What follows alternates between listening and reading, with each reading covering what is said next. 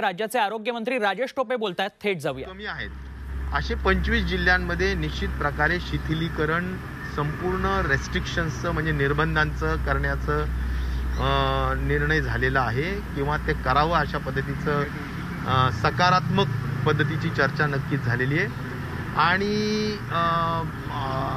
या संदर्भात साधारणपणे जे काही निर्बंध होते लेवल 3चे, ज्या लेवल 3मध्ये शनिवार रविवार टोटल बंद असं होतं, तर शनिवार रविवार बंदच्या ऐवजी आता शनिवारी 4 वाजेपर्यंत चालू राहील, रविवार फक्त बंद राहील. किंवा प्रामुख्याने जर तुम्ही असं म्हणाल तर शॉप्स जे आहेत ते शॉप्स, रेस्टॉरंट्स आणि सिनेमा हॉल्स या सगळ्या गोष्टींना काही एकदम जे बंद आहेत तर ते 50% ठेवून सगळे जे काही कर्मचारी आहेत ते सगळे 100% वॅक्सिनेट झाले पाहिजे अशा स्वरूपाचे काही बंधनं घालून आपण ह्या सगळ्या चालू करण्याच्या संदर्भाने सुद्धा एक सकारात्मक चर्चा या ठिकाणी झालेली आहे. आणि मला असं वाटतं की साधारणपणे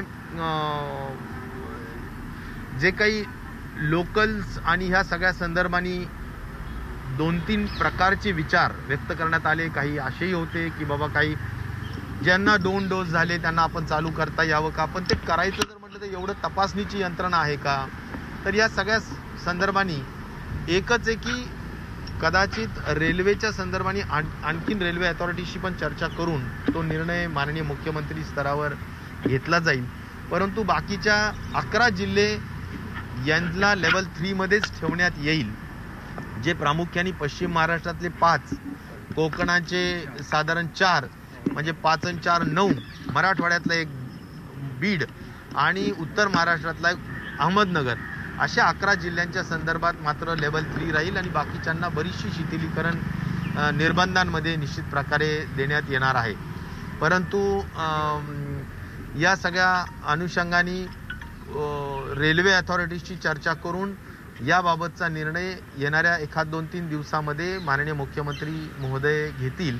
आणि आम्ही जी काही आरोग्य विभागाच्या शिफारसी आणि टास्क फोर्सची शिफारसीसह फाईल आम्ही माननीय मुख्यमंत्र्यांकडे ताबडतोबीनं या हे जे काही निर्णय चर्चा झाली याची अंतिम मंजुरीसाठी पाठवत आहोत. साहेब, एक सर्वात महत्त्वाचा विषय असा आहे की 8 जिल्ह्यांमध्ये मृत्यूदर जो आहे तो कमी होताना दिसत नाहीये. साधारण काय कारणावर समोर येत आहे त्याची?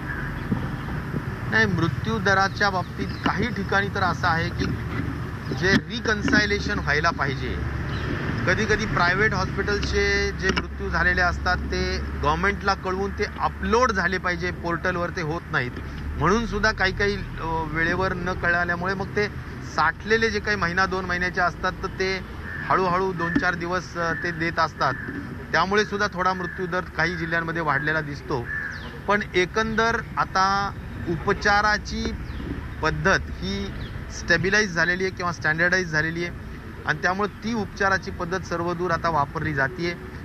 पुन्हा एकच महत्त्वाचं कारण असतं बऱ्याचदा मृत्यूदर जास्त वाढण्याचं, की आपण लवकर निदान करत नाही, लवकर आपला म्हणजे अंगावर दुखणं काढतो, अर्ली डिटेक्शन होत नाही. आणि लोकांना वाटतं की नाही हा साधा सर्दी खोकला असेल, थोडी ताप आली असेल, आपण जवळच्या कुठल्या तरी लोकल डॉक्टरला दाखवूया, टेस्ट नाही करूया, या सगळ्या गोष्टींमध्ये कदाचित वेळ घालवतात आणि म्हणून सुद्धा ह्या गोष्टी होतात. तर ह्या सगळ्या गोष्टींच्या संदर्भाने आपण बरेचसे ज्या बाबी आहेत ते सांगण्याचा प्रयत्न आपण निश्चित प्रकारे करतो आहोत. पण एकंदर जो मृत्यू दर आहे तो पूर्वी 2.38% होता, आता तो 1% 14 पॉईंटपर्यंत आलेला आहे. तर जे 11 जिल्हे आहेत ते जरा पुन्हा सांगा. 11 जिल्ह्यांमध्ये पश्चिम महाराष्ट्रातले पुणे, सोलापूर, त्याचबरोबर सांगली, सातारा, कोल्हापूर हे 5 जिल्हे आणि कोकणातले रायगड, सिंधुदुर्ग आणि रत्नागिरी, त्याचबरोबर पालघर हे 4 जिल्हे आणि मराठवाड्यातला बीड आणि उत्तर महाराष्ट्रातला अहमदनगर असे 11 जिल्हे आहेत की ज्या 11 जिल्ह्यांमध्ये आपण कुठलेही निर्बंध शिथिल करत नाहीत. किंबहुना जर गरज पडत असेल तर तिथल्या लोकल अथॉरिटीज म्हणजे कलेक्टर आणि कमिशनरच्या माध्यमातून आणखीन जास्त जर कडक करण्याची गरज पडत असेल तर ते पण करण्याच्या संदर्भातल्या सूचना दिल्या गेलेल्या आहेत. राहिले प्रश्न काही लग्नांचे, समारंभांचे, याबाबतचे सुद्धा थोडीफार संख्या, जसं म्हणायचं असं एकदम मोठी गर्दी नाही, पण 100 लोकांच्या संख्येने लग्न लावावे, 100 लोकांच्या संख्येने काही राजकीय आणि काही बाकीचे सामाजिक कार्यक्रम असतील तर ते करावेत. अशा सगळ्या संदर्भाचे अनेक छोटे छोटे जे काही बरीचशी लिस्ट असते, ती मी काही सगळी लिस्ट इथे सांगणं योग्य नाही, परंतु अशी लिस्ट असते की ज्याच्या आम्ही बारकाईने टास्क फोर्स आणि आरोग्य विभागाने शिफारस केलेली आहे. त्याच्यावर अंतिम मंजुरी माननीय मुख्यमंत्री आता या सगळ्या टास्क फोर्सच्या बरोबर चर्चा झालेल्या असल्या कारणाने आता त्याच्यावर आज किंवा उद्यापर्यंत निर्णय होईल. केंद्रीय पथक जे आहे ते केरळ 11 जिल्हे सोडून इतर जिल्ह्यामध्ये केव्हापासून नियम आपण शिथिल करणार वगैरे काय? मला एवढं समजतं की जवळजवळ आता या सगळ्या संदर्भातली संपूर्ण चर्चा झालेली आहे. ज्यांचे सल्ले घ्यायचे ते सगळेच सल्ले झालेले आहेत. फक्त आता फाईलवर सही करणं बाकी आहे. फाईलवर सही माननीय मुख्यमंत्र्यांची झाली की त्या संदर्भातले ताबडतोबीनं GR लागू करण्यात येईल आणि मला अपेक्षित आहे 1-2 दिवसामध्ये होईल. संदर्भात धोका नाही आणि इतर जे काही बाजूचे MMR रिजनमधले जिल्हे आहेत तिथं शिथिलता मिळणार.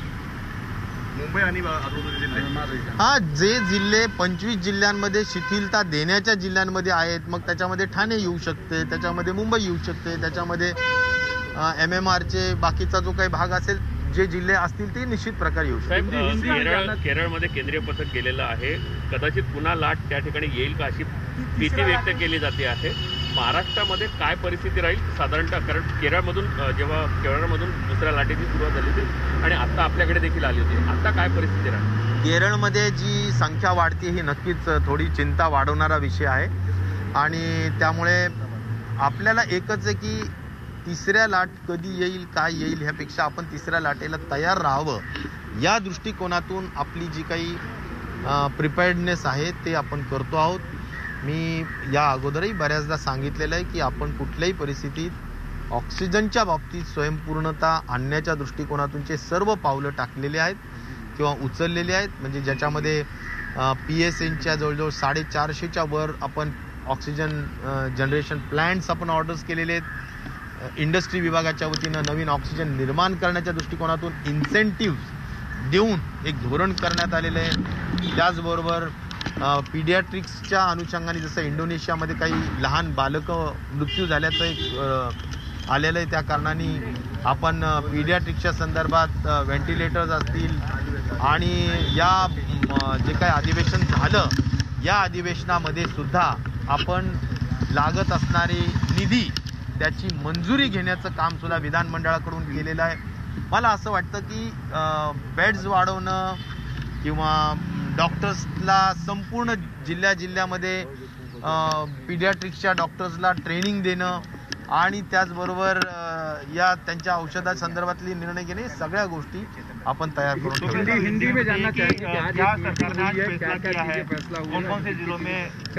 देखिए माननीय मुख्यमंत्री जी के अध्यक्षता में टास्क फोर्स और हमारे सभी अधिकारी, आला अधिकारी जो है हमारे आरोग्य विभाग के, उनके साथ डिटेल में मीटिंग हुई है और उस मीटिंग में सभी जो तज्ञ लोग हैं उन्हीं सभी का जो राय मशवरा है वो करके करीबन 25 जिलों में जहां पर स्टेट एवरेज से सब पैरामीटर्स नीचे है, जैसा कि पॉजिटिविटी रेट नीचे है, जैसा कि ग्रोथ रेट नीचे है, तो ये सभी 25 जिलों में अभी काफ़ी रेस्ट्रिक्शंस को ढील देने की बात निर्णय निश्चित तौर पर हुआ है. और रहा सवाल 11 ज़िले जो कि पश्चिम महाराष्ट्र के यानी 5 ज़िले हैं, कोंकण के 4 ज़िले हैं और मराठवाड़ा का 1 है बीड और उत्तर महाराष्ट्र का 1 है अहमदनगर. ये 11 ज़िले अगर छोड़े तो बाकी सभी ज़िलों में टियर यानी लेवल 3 जो था अभी लेवल 2 पे आएगा, जिससे कि शॉप्स में रेस्टोरेंट्स और बाकी के जैसा कि थिएटर्स है, अन्य जो भी रेस्ट्रिक्शंस में अभी बंद रहे थे वो उनको कुछ हद तक 50% या ऐसे हद तक वो छूट देके यानी उनको उपस्थिति रख के हम उनको फिर शुरुआत करने का निर्णय होगा। और इतना ही नहीं तो खास तौर पर जो व्यायाम शाला है, जैसा कि जिम्नेशियम हम कहेंगे, तो उनको भी कुछ हद तक हम ज़रूर राहत उनको ज़रूर मिलेगी। खास तौर पर अगर देखा जाए तो जो एयर कंडीशन हॉल्स होते हैं उसको डिस्करेज करने का एक विचार टास्क फोर्स ने भी रखा है, और हम भी यही सोच रखते हैं कि एयर कंडीशन हॉल्स में बहुत ज़्यादा भीड़ नहीं होनी चाहिए। शादियों के लिए, पॉलिटिकल प्रोग्राम्स के लिए, अन्य लोगों के लिए भी कुछ लिमिटेशंस ज़रूर रहेंगे, जैसा कि 100 लोगों के बीच में ये होना चाहिए। ऐसे कुछ रिस्ट्रिक्शंस का जीआर माननीय मुख्यमंत्री जी की जो फाइल हमने भेजी है उनके मान्यता के बाद इसका जीआर 1-2 दिन में निश्चित तौर पर इशू किया जाएगा। लोकल ट्रेन को लेकर के काफ़ी 2-3 राय उसमें रखी गई। कुछ लोग ये भी कह रहे थे कि थर्ड वेव अभी केरला में दिखाई दे रही है, अन्य देशों में भी दिखाई दे रही है, तो ये नहीं होना चाहिए। कुछ लोग ये भी कह रहे हैं कि अगर ट्रेन बंद है तो बसेस में भी बहुत ज़्यादा भीड़ हो रही है। तो जो हमारा पर्पस है, जो हमारा ऑब्जेक्टिव है कि संक्रमण न बढ़े, तो यह हमारा एक्चुअली पर्पस या ऑब्जेक्टिव हमारा सिद्ध नहीं हो रहा है। इसलिए क्योंकि ट्रेन का जो अलग ऑप्शन होता है, ट्रेन में तो फिर क्या है, तो बसेस है या अन्य चीज ये है, तो वहाँ पर भी बहुत ज़्यादा भीड़ हो रही है। तो 2 डोसेज जिन्होंने लिए, अगर उनको ट्रेन शुरू किए तो भी वो किस तरह से हम उनको चेकिंग करेंगे, उसके लिए बहुत बड़ा इंतजाम भी करना पड़ेगा। सही में ये चेक कर पाएंगे क्या नहीं, तो इसके भी जो चैलेंजेस है, तो ये सभी चैलेंजेस के ऊपर और भी 1-आधा दिन रेलवे अथॉरिटीज़ और अन्य लोगों से भी चर्चा करके उसके हद तक जो निर्णय है वो लिया जाएगा। लेकिन मोस्टली जैसा कि अभी सैटरडे संडे को टोटल बंद था, तो अभी सैटरडे को हम शुरू रखने की ज़रूर कोशिश करेंगे, लेकिन संडे ऑफ रहेगा, ऐसा सभी जो लोग हैं उन्होंने कहा है। तो मुझे लगता है इस तरह का एक नया जीआर 1-2 दिन में 100% इशू हो जाएगा। 4 बजे तक होता था, वो अब बढ़ाया जाएगा क्या? 100% जो 4 का जो टाइमिंग था वो अभी 5 दिन के लिए रात को लेट आवर्स तक, यानी 8-9 बजे तक जो भी टाइमिंग होता है, लीगल टाइमिंग, वहाँ तक हम खोलने के बारे में निर्णय लेंगे। और होटल्स के लिए भी एप्लीकेबल होगा? दुकानों का जो टाइमिंग तो होटल्स के लिए भी एप्लीकेबल होगा? हाँ, मुझे लगता है होटल्स और रेस्टोरेंट्स और सभी जो है उसके लिए कुछ निर्बंध जरूर रखे जाएंगे, जैसा कि कैपेसिटीज का निर्बंध रहेगा, कैपेसिटीज के रेस्ट्रिक्शंस रहेंगे, और ये भी कहा जाएगा कि उनके जो भी कर्मचारी लोग हैं वो कर्मचारी सभी लोग 2 डोसेज से वैक्सीनेट होना चाहिए। इस तरह के जो भी रेस्ट्रिक्शंस है वो रहेंगे।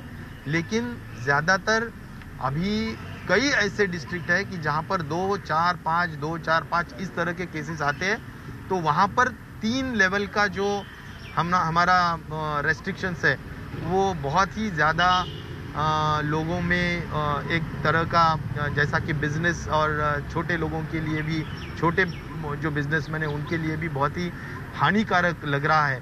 और इसलिए ये सभी यानी अर्थचक्र ये भी चलना चाहिए, और कोरोना की भी एक तरह से जो भी एहतियात बरतना है वो भी बरतने चाहिए।